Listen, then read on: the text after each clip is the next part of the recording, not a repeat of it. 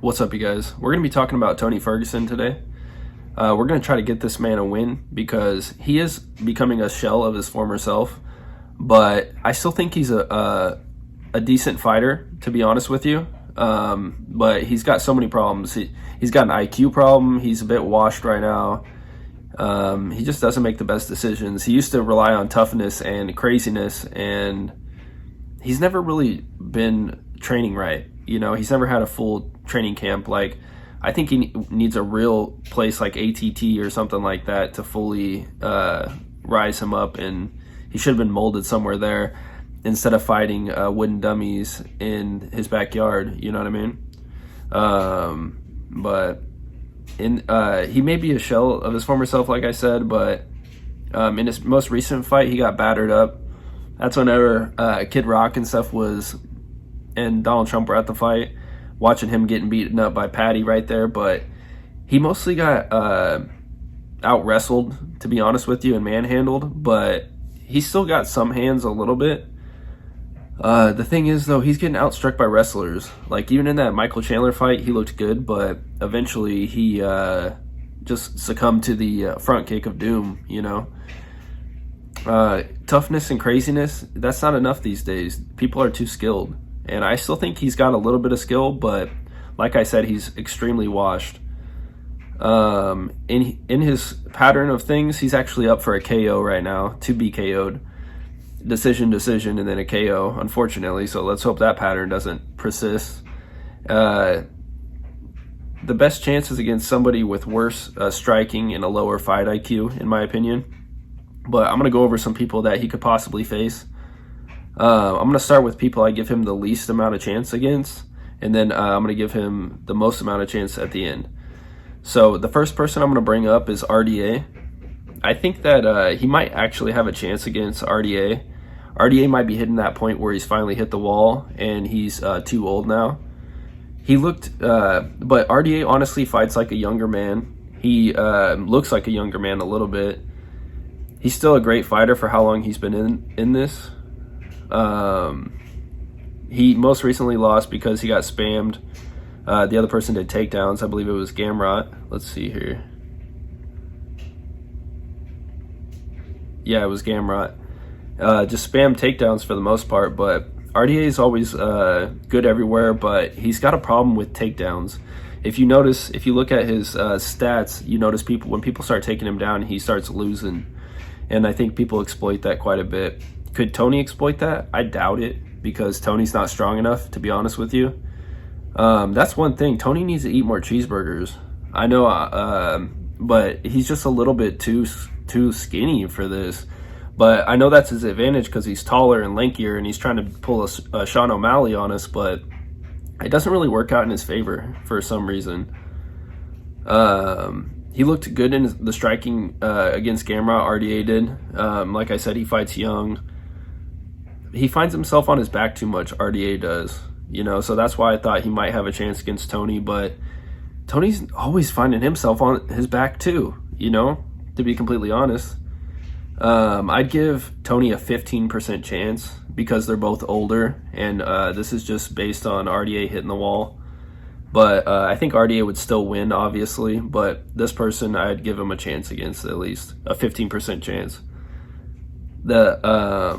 And Vicente Luque's a recent loss, and the most recent win was Brian Bam Bam Barberena.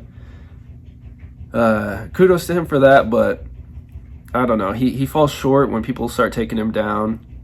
Even somebody like Michael Chiesa won the decision against him, so I don't know, using the takedowns. But we'll move on. The next person I got is Mark Diakase. Now, I thought Mark Diakase was much older for some reason. It seems like I've been watching him fight for the longest time, and always kind of being a subpar fighter. He's a decent fighter. He's okay. That I used to think that they were just marketing him for the English audience and everything else. And it seems like people that have a mohawk, they never do too well. So he's got the cursed mohawk as well. He's going to be shorter than Tony, which is going to play into Tony's favor. I don't think his boxing is as crisp as Tony's.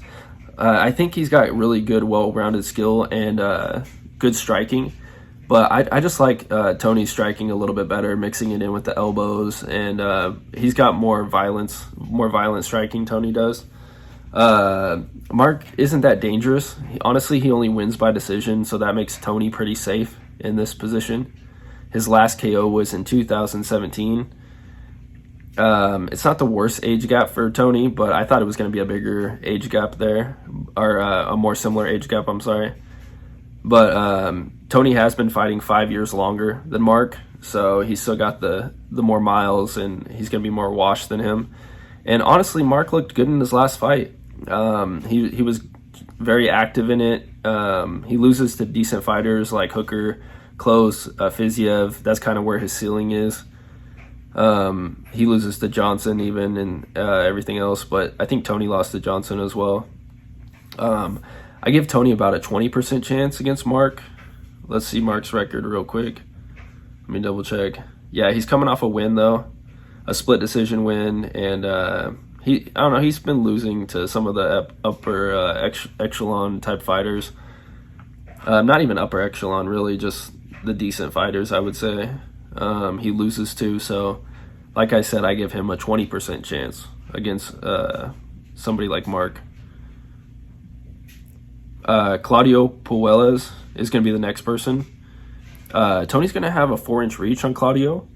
I think he's also going to be taller than him by 1 inch and have better stand-up. Claudio's kind of a rinse and repeat, one-leg grabbing machine. He just wants to use his submission attempts. He's even got tricky ones, like whenever he was messing with Hooker's leg and he was trying to get to Hooker that way. He even sunk it in there for a minute, but then eventually he just looks stupid. He gasses pretty easily. He's kind of a weenie. Let's see. He's kind of a better version of Tony on the ground in a weird way, because Tony's kind of weak on the ground.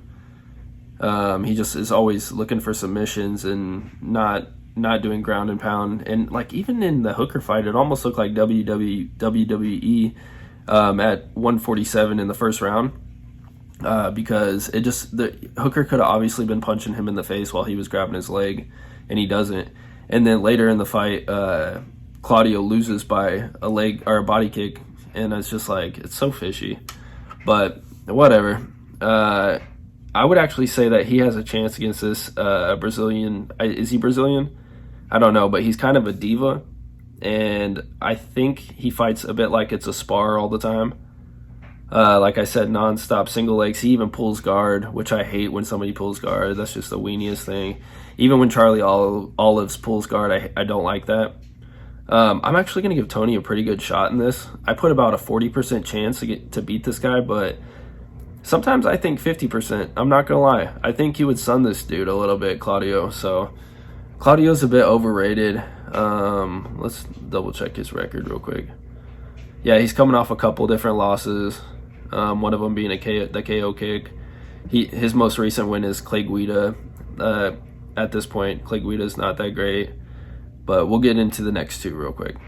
We got 40% chance for Claudio.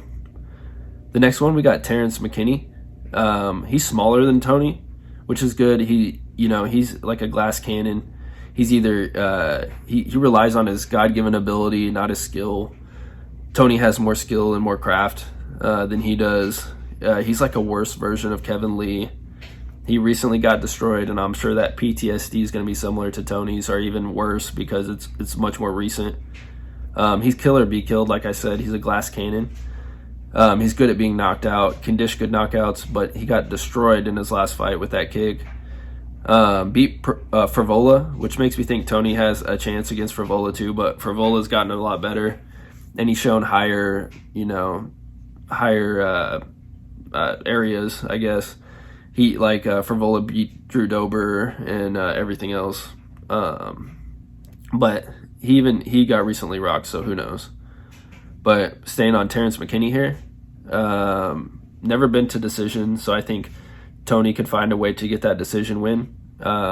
It says he has a high takedown stat, but when you look at the fight-to-fight stats, it's not so much, honestly. I would say Tony has a 50% chance in this fight. I believe he can escape the killer shots somehow. I know he's been been destroyed as well. But that was a well-placed kick, and I just don't think McKinney could do what Justin did, to be honest with you. McKinney will need the knockout. I don't think he's a way he could beat a crafty vet like that in just the talent battle. But I do worry about the youth overcoming the old. So McKinney, I'd give Tony a 50% chance on that one. The last person we're going to talk about is Lando Venata. Lando Venata is actually 4-7 in the UFC. It seems like he's done better in there. He's not really a killer anymore, if he ever was. He hasn't gotten a knockout in a minute. He's much undersized. He's much smaller than Tony. Tony would mog him. He's lost to Tony before, but it was his very first UFC fight, to be fair. He's still active in the fight and well-rounded, but he's never as good as people thought he was in the beginning. People thought he was going to be somewhat special, but he's not that special. He's kind of a journeyman, to be honest with you. He's kind of a bum. When it comes to UFC standards and in the UFC, he's kind of a bum. So I give him Tony about a 50% chance in this one. I think Lando and Terrence would be good fights for him. But honestly, people like Jared Gordon and people like Moicano or things like that, I don't think he'd have a chance against them, even if they were worse in the past or things like that. I just think that somebody like Jared Gordon right now, if you consider that a win against Patty, is just better than him right now. So let me know what you guys think in the comments.